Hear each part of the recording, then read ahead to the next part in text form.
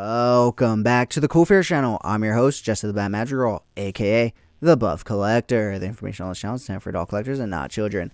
And today we are going to be taking a look at the Diamond Select, Marvel Select, Sandman. If you do enjoy this video, please give it a like, share, comment, and subscribe. Shout out and thank you so much to my friends over at Diamond Select, especially their marketing manager, Zach O, for sending me over this figure for me to shoot and review for you all.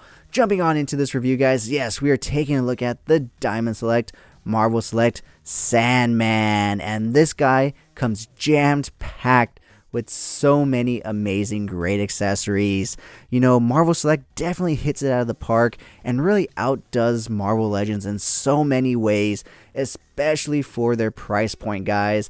We are almost paying $40 a figure for Marvel Legends, and we are still coming with so little accessories. Yes, we do get a few alternate hands, but in terms of extra fun stuff, they are definitely lacking in that department. However, Marvel Select has you covered because, like I said, this guy just comes jammed packed with so many great stuff. So first off, we do have the basic Sandman figure right there, but he does come with a lot of great stuff to help change him into the Sandman villain that we all know and love.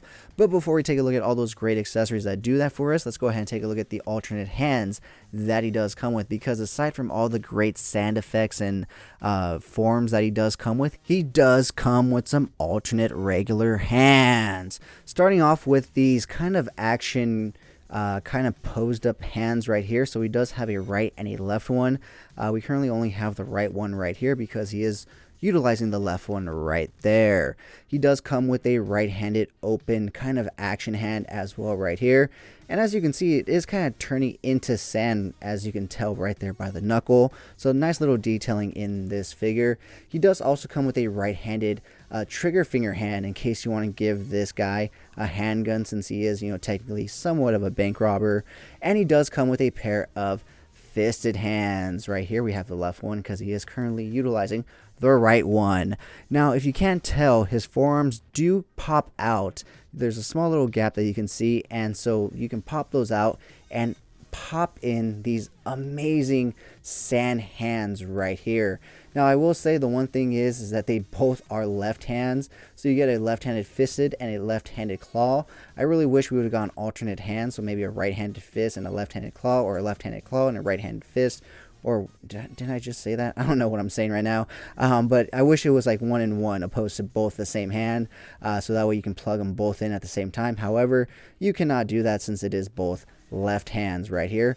But like I said, they do plug in at the forearm, not even the hand, but at the actual forearm right there. So that way you get that nice sand effect all throughout the actual hand up to the forearm that is not covered by the sleeve.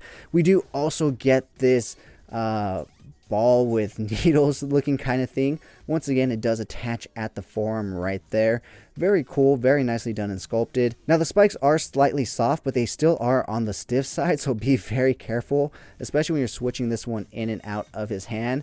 It becomes a very treacherous thing, especially when you're trying to push down and you happen to catch one of those stiffer spikes on your hand, and yeah, that just is not fun. But aside from that, we do also get like this rolling pin of hell right here with a bunch of spikes. Once again, it does attach at his forearm, but very well, nicely done and detailed. It'd be really cool if this spun, but it does not. But you can see all the amazing, great sculpting detail that went into these accessories.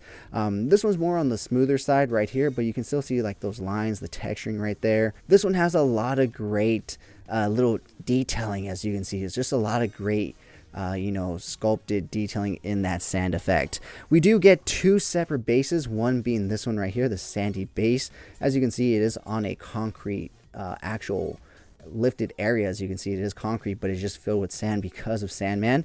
And we do also get this lower alternate half for him, which makes it look like he's basically coming up from the ground in sand. We'll take a look at this effect in a sec. But with that being said, that pretty much wraps it up for all the great accessories and alternate effects that he does come with. So why don't we go ahead and pull him off the rotating turntable so we can take a look at all the amazing great detailing in this guy and his articulation. Alright guys, so here we have him up close to the camera so we can take a nice close look at all the amazing great detailing in this guy. So Not too much in terms of a super villain costume, just a basic plain long sleeve striped shirt right here, rolled up to the elbows, and just some basic jeans right here and some work boots. So nothing too fancy, but there is some nice creasing and wrinkling detail in the pants themselves, and the shirt is nicely done in terms of paint applications, especially with those stripes. There's not any bleed over, which is really nice. The head sculpt is really comic accurate. I love how they capture that wave effect right here in the hair. It's something that they can definitely add to a Norman Osborn figure if they ever want to do. But yeah, super cool and awesome. He does have a brown leather belt with a silver buckle right there. Like I said, some typical work boots, which also have some nice creasing and wrinkling right there at the top. Like I said, these forearm pieces do remove right here, so that way you can go ahead and plug in these alternate hands. So this is actually the wrong one, because like I said, they're both left-handed, but that's the right hand, right arm right there. But you can plug it in right there at the elbow, and you can also plug in these effects right here at the elbow. Now these effects are, interchangeable. You can put them on either hand, but as you can see, it adds a really cool effect to the figure itself.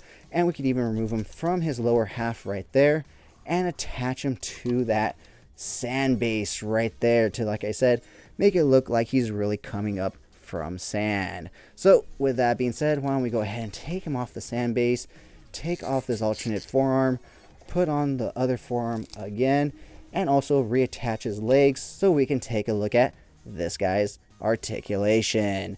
He will look all the way to the right, all the way to the left. He will not look down whatsoever or up. No real head tilt, very slight right there. His arms will go to just under a T pose right there.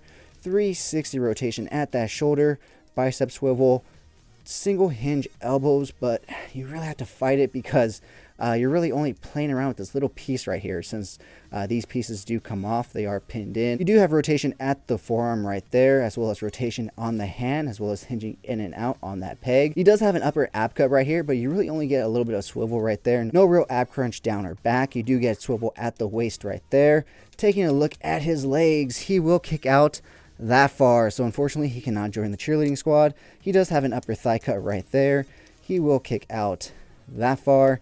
He will not kick back at all. He does come with double hinge knees, which is amazing because not many Marvel Select figures come with double hinge anything in general, but this guy does come with double hinge knees, so he can go back that far.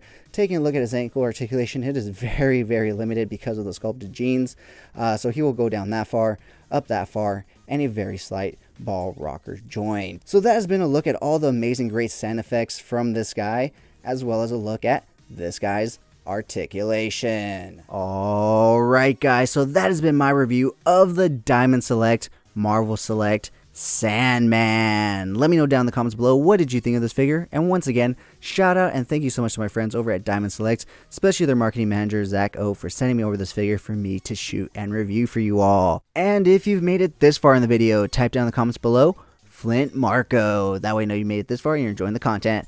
With that being said, let's go ahead and take a look at some really cool pics that I took of this guy. If you did enjoy this video, please remember to give it a like, share, comment, and subscribe. And as always, have a great fucking day.